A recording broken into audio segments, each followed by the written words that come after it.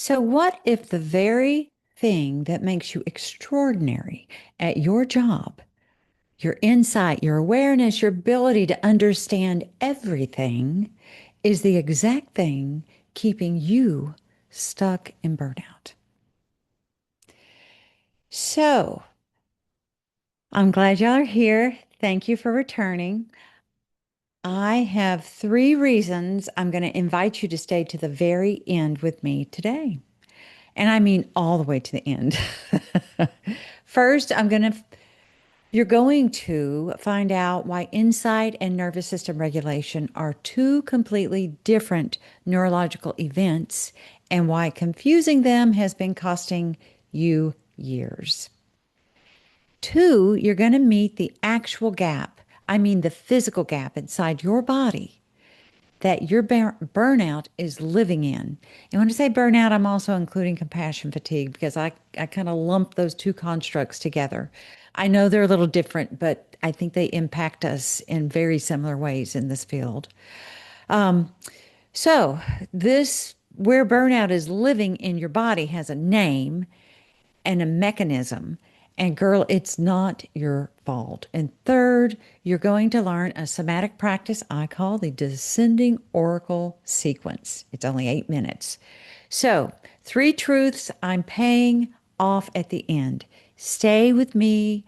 Here we go. Okay, so I need to tell you something nobody in your training most likely ever said. And I've been a professor, training counselors to this field for a long time, and I was guilty of it myself. Not anymore. I preach this to my students now. But y'all, the most aware women I know are also the most burned out, right? What the hey? I've sat with healers who have been in therapy for 20 plus years, 30 years, who journal every morning, who can trace their compassion fatigue all the way back to its origin, that original story, the childhood, the system, the decades of absorbing other people's pain as if it were their job requirement. Nobody ever questioned. They understand, you understand all of this beautifully, precisely, with the kind of articulate self awareness that makes other therapists, other helpers lean forward in their chairs, like, oh, tell me more. And we drive home from that session, that therapy session, and walk straight back into a body that is still bracing. Girl, as I said, it's not failure. It's not a failure of self awareness. It is a failure of a model that sold insight as the destination when it was only ever a road sign. So here's the truth that changes everything. Understanding your pain is a cortical event. It lives in your prefrontal cortex, your anterior cingulate, and your language centers, the evolved, sophisticated, exquisitely human top of our brain. Healing your nervous system is a subcortical event. It lives in your amygdala, your brainstem, your insula, and your gut. The ancient bottom that of your brain that's been running your survival since before you ever had words for any of it. Those two systems do not have a direct line between them. The memo your brilliant mind writes never reaches the office where the emergency is being run. And y'all, your healers were never taught this. Never taught this. Because if they had been, they would have had to admit that most of what gets offered to burned out caregivers is a beautifully crafted, deeply sincere, entirely cortical intervention aimed at a subcortical problem. Let that sink in. I know that was a mouthful. So I want to show you exactly what I mean. So I've got some research here for you, and I really dug to try and find some new research for us to explore this episode. So we have the 12 millisecond problem, and that's by Joseph LeDoux at New York University. And Dr. LeDoux is a neuroscientist at New York University whose career has been dedicated to mapping how the brain processes threat. His research on what he calls the high road and on the low road of emotional processing gave us one of the most important findings in all of effective neuroscience. When your nervous system detects a threat, a crisis, an administrator who treats your exhaustion as a scheduling problem, a text at 9 p.m. that starts with quick question, that signal travels two simultaneous routes. The low road goes directly to the thalamus, to the amygdala, 12 to 15 milliseconds. Your body is already flooded with stress chemistry before you have formed a single conscious thought. The high road goes up to the cortex. That is where you process the meaning, context, nuance, history, where insight lives, where you understand things and it arrives 20 to 40 milliseconds after the low road has already lit the switchboard up. Think of a Christmas tree. It's just lit up. Your nervous system is always ahead of your understanding, always. And it does not wait for you to catch up. The body budget. Now, that's Lisa Feldman Barrett. We've talked about her before. Her studies on how the brain manages what she calls the body budget, the continuous, mostly unconscious allocation of your biological resources, glucose, cortisol, oxygen, immune function, hormonal rhythms. The technical term is allostasis. Here is what her research tells us that is almost unbearably relevant. The brain does not manage this budget by reacting to what is happening. It manages it, if y'all remember, we've talked about this, it manages it by predicting based on history. So if your history is 25 years inside a healthcare system or inside any kind of system that chronically spent your resources without replenishing them, your brain has made depletion its default forecast. It has set up the thermostat to emergency. And insight, understanding that history, naming it, grieving it, does not update the forecast. Okay? Insight does not update that forecast. I know we wonder a lot of times, why am I doing these behaviors that I know better than to do? This kind of helps us understand that. That predictive model has told us something so significant that the understanding, the naming it, the grieving it, knowing better does not update that forecast. So the body budget runs on bottom up interoceptive signals from inside your body, not on top down cortical understanding. So knowing why you're depleted does not refill what was spent. So let's segue into the insula problem. I'm doing quote marks. Craig at Barrett Neurological Institute, and Hugo Critchley and Sarah Garfinkel, who we've talked about before in the show, they have a piece I want you to really sit with because it is one that I don't see anyone talking about. So Dr. Craig spent decades mapping the anterior insular cortex, and that's a small folded structure deep inside your brain that is the primary seat of interoception. And interoception, as y'all remember, is your body's ability to sense its own internal state, your heartbeat, your gut, the felt quality of safety or danger. And Craig's landmark research, published in the Nature Reviews Neuroscience, describes the anterior insula as the neural home of subjective feeling, not emotion as concept, but emotion as a physical sensation in a living body. And here's the critical finding. The anterior insula does not receive signals primarily from your frontal or your prefrontal cortex. It receives them from your body. Get that, from your body. Are we not always talking about getting our asses embodied and living in this body that we have instead of being a floating head of competence, floating around like a balloon?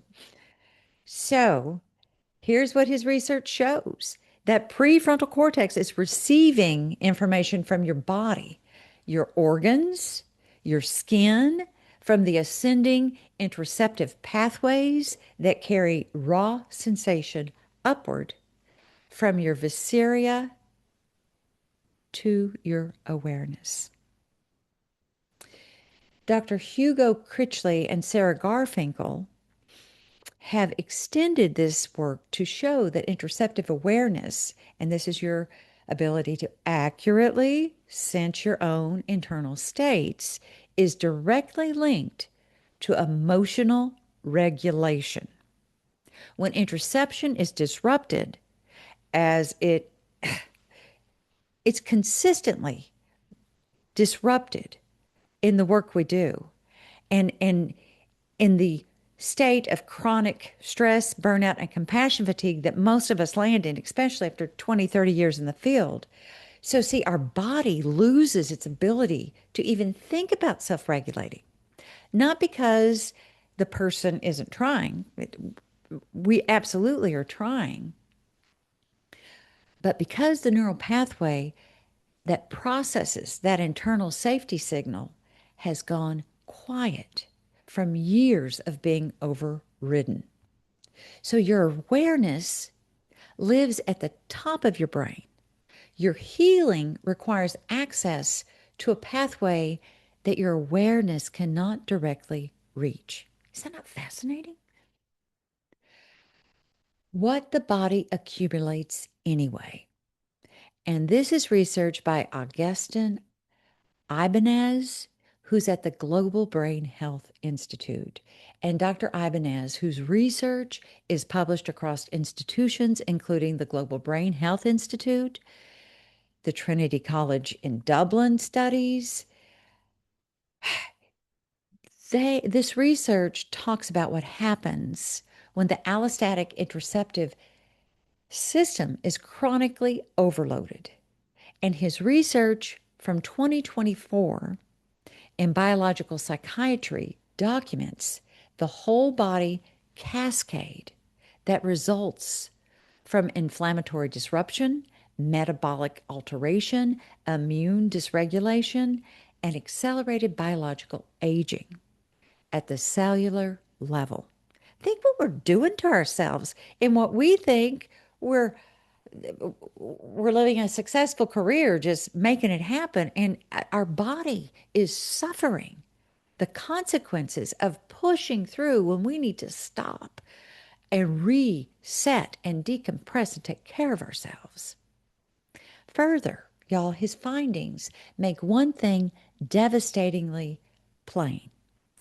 The body accumulates the cost of chronic caregiving, regardless of whether you understand its origin. Laboratory findings do not care how much insight you have developed. The body keeps its own ledger, and it will only be revised by new bottom-up data. That is signals from inside the body itself that the emergency is over. The path back runs through your body, not around it. You cannot think your way out of this. And we have been trying that for years. Reading my first book, man, I was guilty of it. Oh, and my second book really is a reckoning of how much I understand we need a nervous system regulated. But if you want to go deeper into the neuroscience of this gap, Bessel van der Kolk's book, The Body Keeps Score, puts flesh and bone on everything we're covering today. And it's really a good read. If you have not, I'm sure most of you have already looked at that.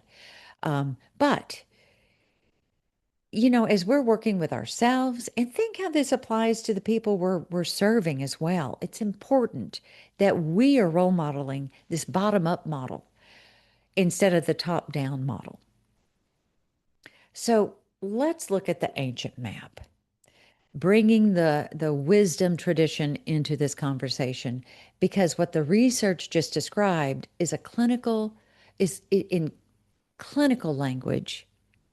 That's the chakra system mapped in extraordinary anatomical detail, thousands of years before the Western world had the tools to measure any of it. So, your third eye chakra, and that's right here between your eyebrows, governs insight, pattern recognition, cognitive knowing, the capacity to see through systems and name what's happening. And sweetness, if you are a healer over 50, your third eye chakra is likely the most developed energy center in your entire system. We live there. You see everything. You understand everything. You can diagnose the root cause of something before the other person has finished his or her sentence. And it's a tremendous gift. And it processes information in one direction. Say it with me, downward, right? Now, your root chakra at the base of your spine, and if y'all remember, it governs our safety, belonging, embodied presence, and the oldest biological question your nervous system asks every single moment of every day. Am I safe? It does not process language. It does not process insight or diagnosis or understanding. It processes sensation, vibration, pressure, temperature, the raw felt experience of being a body in a world. So, see, in a resourced healer, there is a flowing channel between these two centers. The insight in your third eye descends, passes through the heart, where it becomes feeling and lands in the root as an embodied safety. The body finally knows what the mind understands, and the knowing lands. However, in burnout and compassion fatigue, the healer who has spent years inside a system that demanded cognitive brilliance and ignored embodied humanity, that channel is blocked.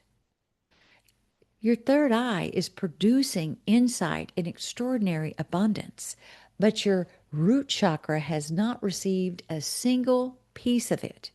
The knowing floats, brilliant and suspended, in space, and probably in the space between your eyes, while your root chakra, locked in a survival state, it's not going to be able to think its way out of that survival state.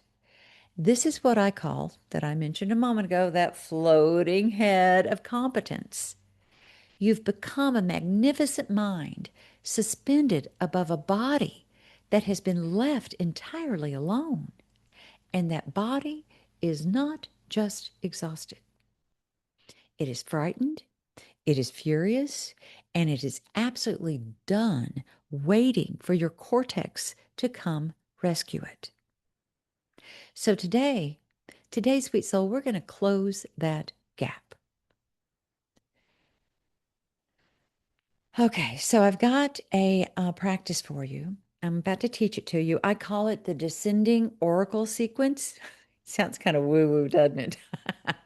I threw that in for kicks and giggles, but what it does, it works directly with the interoceptive pathway that Critchley and Garfinkel's research identifies as the missing infrastructure in insight-based recovery. The anterior insula is and its ascending body signal network. So this pathway can be directly activated through touch, pressure, and vocalization. Three things your default mode network, for all its brilliance, cannot generate on its own. Y'all, this takes about 8 minutes. You can do it in your car, in a bathroom, in your office, in bed at 2 a.m. when you wake up knowing everything and feeling nothing but dread. So all you need to do is find a position where your spine is relatively long, both feet on the floor if you're sitting. Let your hands rest in your lap and you take one breath. And it's not an instructed breath, just whatever breath your body takes on its own. Take the breath as information. It's data. Notice it without trying to change it. And the first step is recognition. You're activating your third eye. So you bring the index and middle fingers of your dominant hand, for me it's the right hand, to the center of your forehead, the space just above and between your eyebrows, and you apply sustained pressure, not a tap, a holding, a presence. Dr. Tiffany Field at the University of Miami's Touch Research Institute has documented across decades of peer-reviewed work that sustained tactical pressure activates mechanoreceptors that send immediate signals through afferent vagal pathways. You are not doing something symbolic. You are activating a biological circuit. With your fingers held there, speak your truth inwardly or out loud, but I really invite you to do it out loud because your vagus nerve needs to hear this. It needs to be activated. This is not a clinical formulation. This is the actual truth. I am exhausted. I have been absorbing a broken system for 20-something years, and my body has been paying the bill. I know exactly what happened to me, and I know it was never my fault.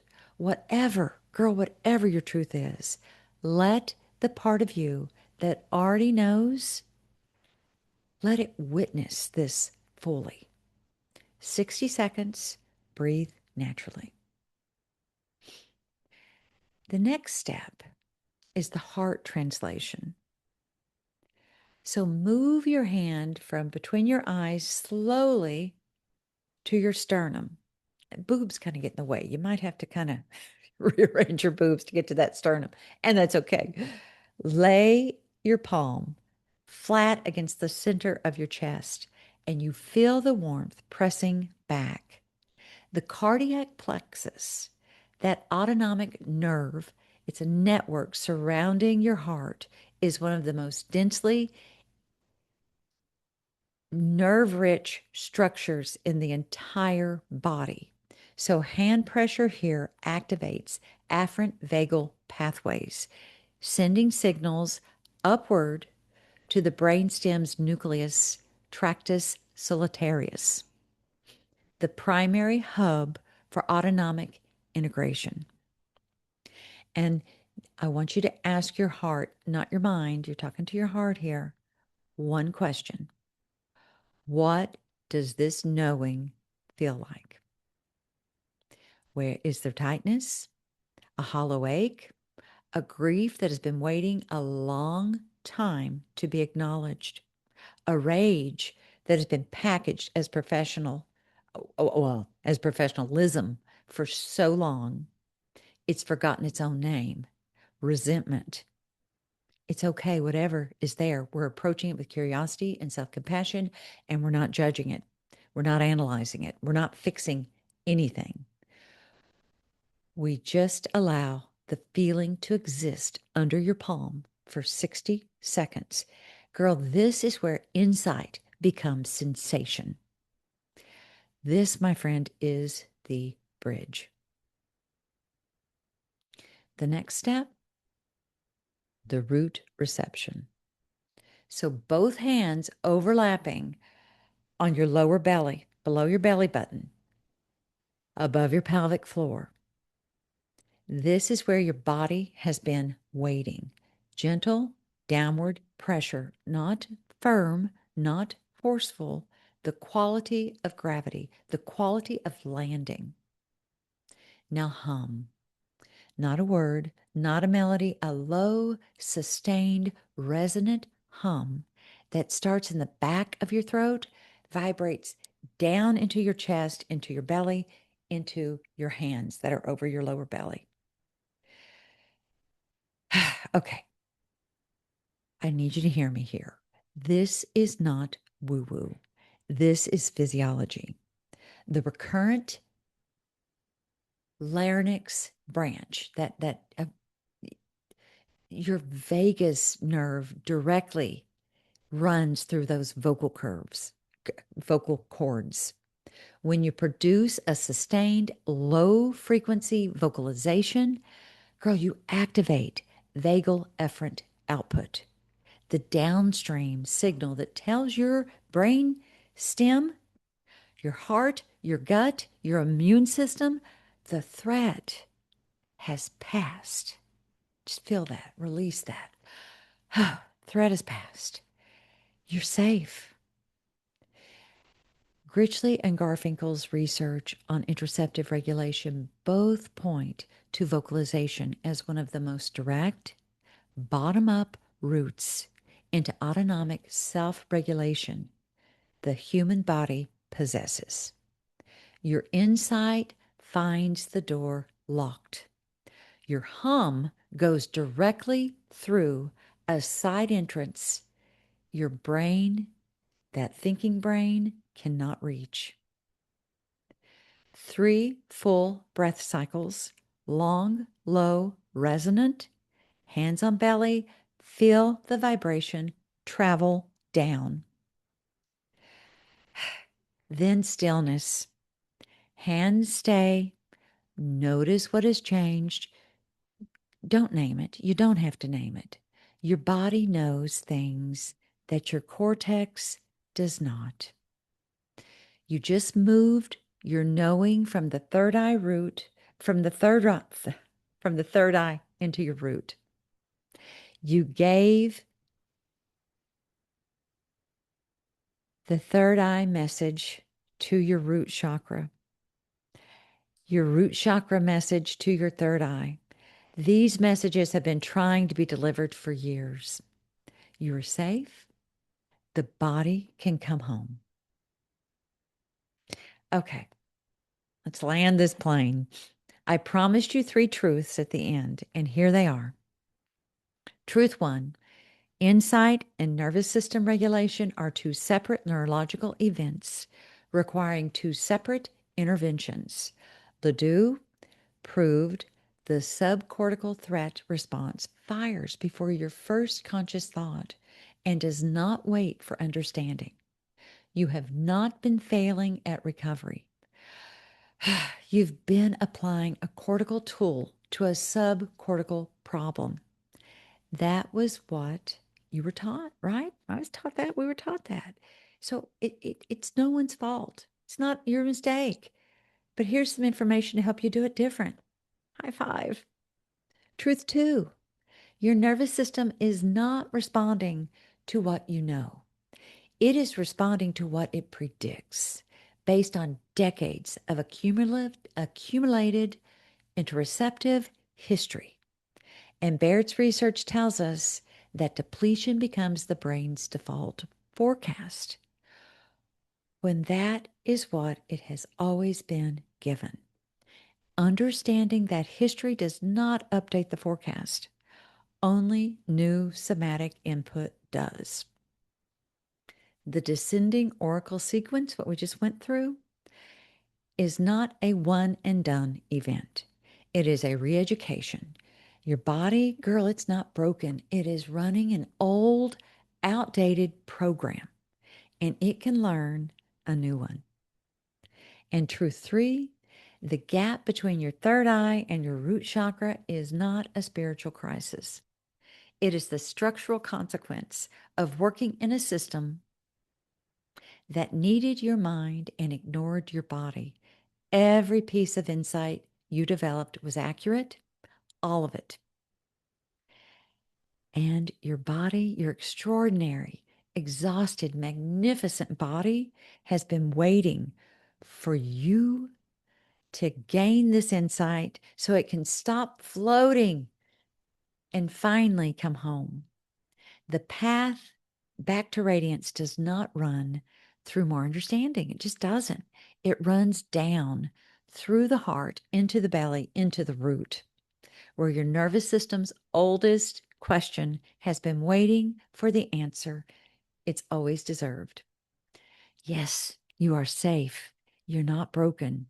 You're a healer whose body has been waiting for a completely different kind of rescue. So thank you so much for being here. The world needs your radiance, not your sacrifice. And I will see you next week.